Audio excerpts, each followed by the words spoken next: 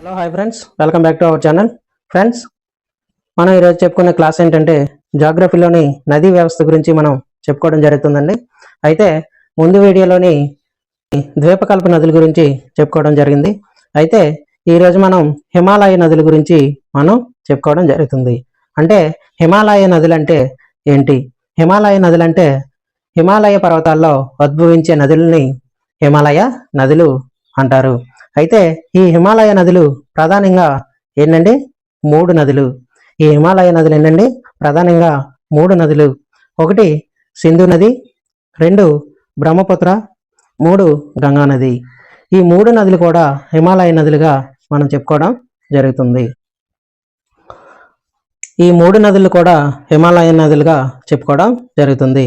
దీంట్లో 1వ నది సింధు నది గురించి మనం చెప్పుకుందాం. అయితే ఈ సింధు నది మొత్తం పొడవు ఎంత అండి? 2880 కిలోమీటర్లు. దీన్ని సింధు నదిని టిబెట్లో ఏమని పిలుస్తారండి? సింగి కాంబం అంటారు. టిబెట్లో దీన్ని ఏమని పిలుస్తారండి? సింగి కాంబం అని పిలవడం జరుగుతుంది. అయితే అలాగే ఇది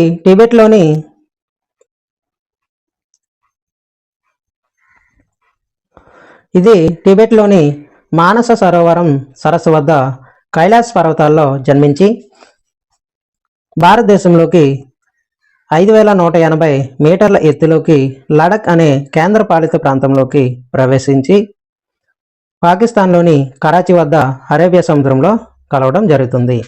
ఇది ఎక్కడ పుడుతుందండి? టిబెట్లోని మానస సరోవరం సరస్సు వద్ద కైలాస్ పర్వతాల్లో జన్మించడం జరుగుతుంది. అలాగే భారతదేశంలోని 5180 మీటర్ల ఎత్తులోకి లడక్ అనే కేంద్రపాలిత ప్రాంతంలోకి ప్రవేశించడం జరుగుతుంది. అలాగే తర్వాత పాకిస్తాన్లోకి కరాచీ వద్ద అరేబియా సముద్రంలో కలుస్తుంది. అయితే సింధు నది పొడవు భారతదేశంలో 709 కిలోమీటర్లు. సింధు నది భారతదేశంలో 709 కిలోమీటర్లు. అయితే సింధు నది భారత్లో ఒకే ఒక కేంద్రపాలిత ప్రాంతం గుండా ప్రవహిస్తుంది. అది లడక్.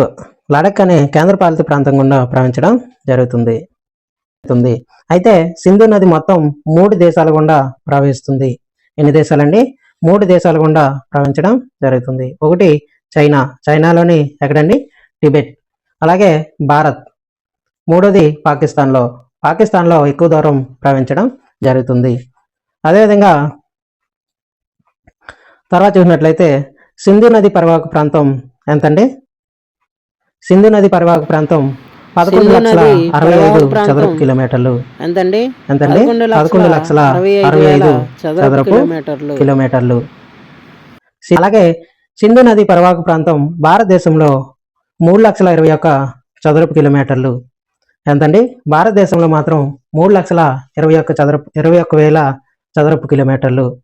అలాగే సింధు నది పరివాహక ప్రాంతం మాత్రం 4 దేశాల్లో మనకు కనిపిస్తుంది.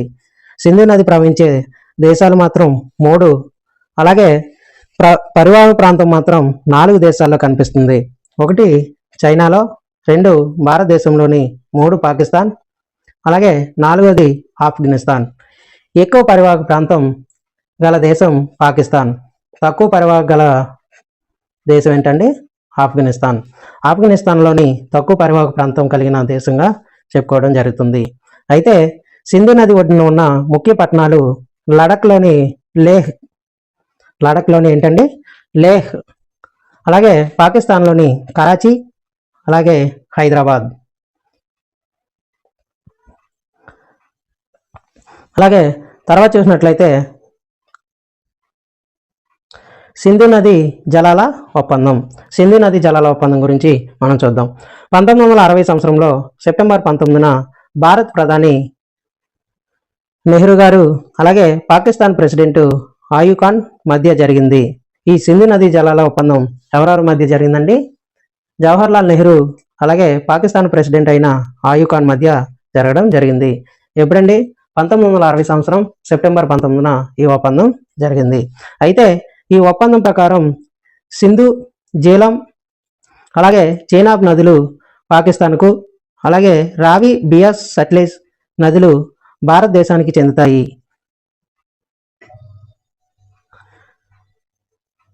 ఈ ఒప్పందం ప్రకారం సింధు నది, అలాగే జేలం, చేనాబ్ నదులు పాకిస్తాన్కు, అలాగే రావి నది, బియాస్ నది, సట్లెజ్ నదులు భారతదేశానికి చెందుతాయని ఈ ఒప్పందంలో జరిగింది.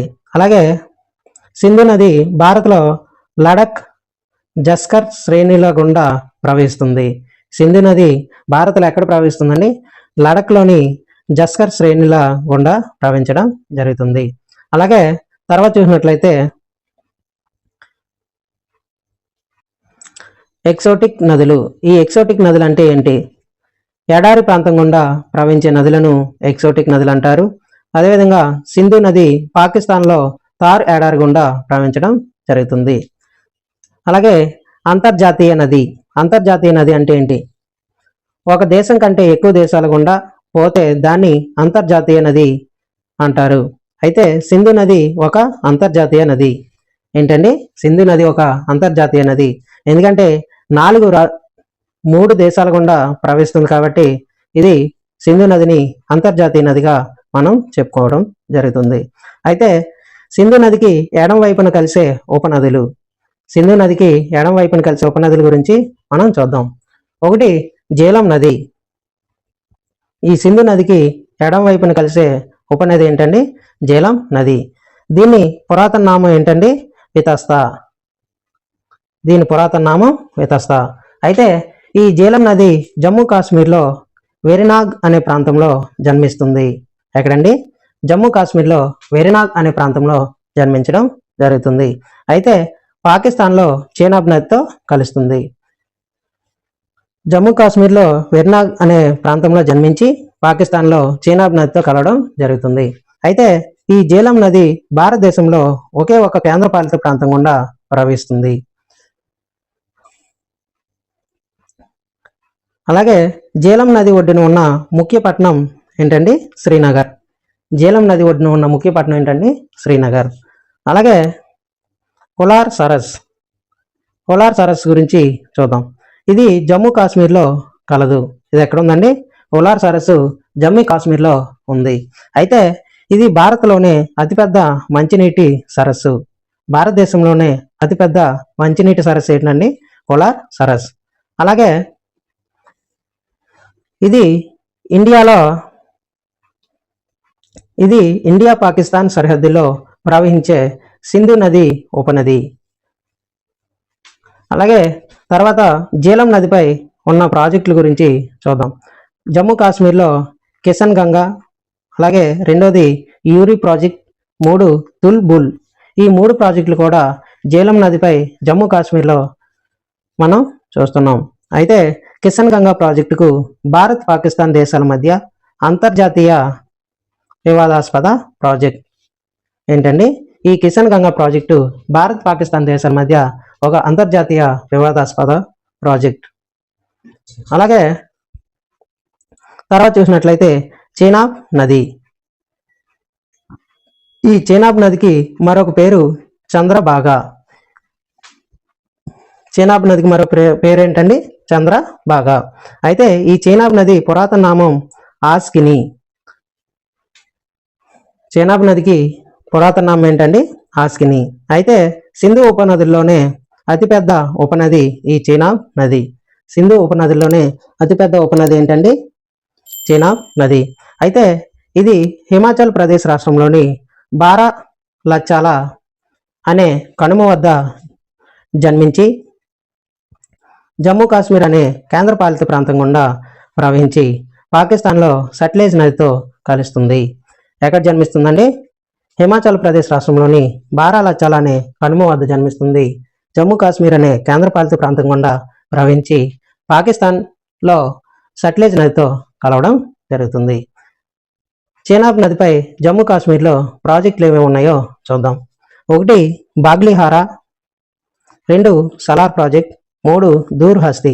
ఈ 3 ప్రాజెక్టులు కూడా చేనాబ్ నదిపై జమ్మూ కాశ్మీర్లో మనం ప్రాజెక్టులు చూస్తున్నాం. అయితే గమనిక ఏంటంటే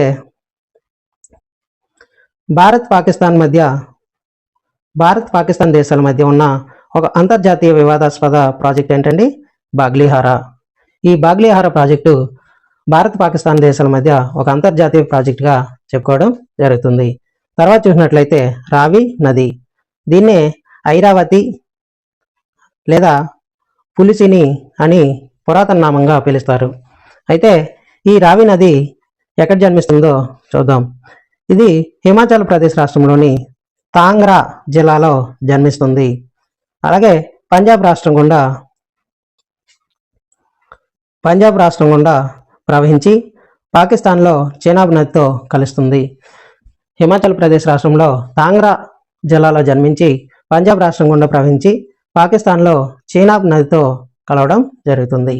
అయితే రావి నదిపై పంజాబ్ రాష్ట్రంలో తీన్ డ్యామ్ కలదు.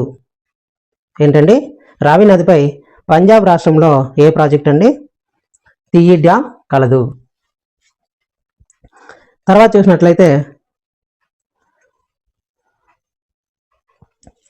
బియాస్ నది. బియాస్ నది పురాతన నామం విపాస.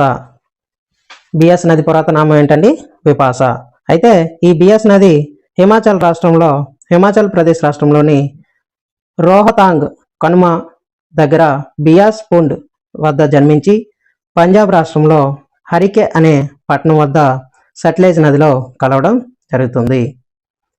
అయితే భారత భూభాగానికి పరిమితమై ఉన్న సింధు నది ఉపనది ఏంటండి? బియాస్ నది. అలాగే ఇది సింధు ఉపనదిలో అతి చిన్న నది. సింధు ఉపనదిలో అతి చిన్న నది ఏంటండి? బియాస్ నది. అలాగే బియాస్ నదిపై పంజాబ్లో బియా ప్రాజెక్టు కలదు. ఇది పంజాబ్, హర్యానా, రాజస్థాన్ రాష్ట్రాల ఉమ్మడి ప్రాజెక్ట్. ఈ బియా ప్రాజెక్ట్ అనేది పంజాబ్, హర్యానా, రాజస్థాన్ ఈ 3 రాష్ట్రాలకు ఉమ్మడి ప్రాజెక్టుగా చెప్పుకోవడం జరుగుతుంది.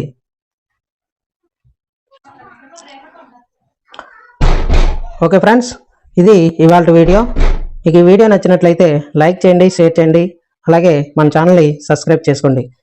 నేను చేసే వీడియోలు మీకు నచ్చినట్లయితే please like this video. Thanks for watching.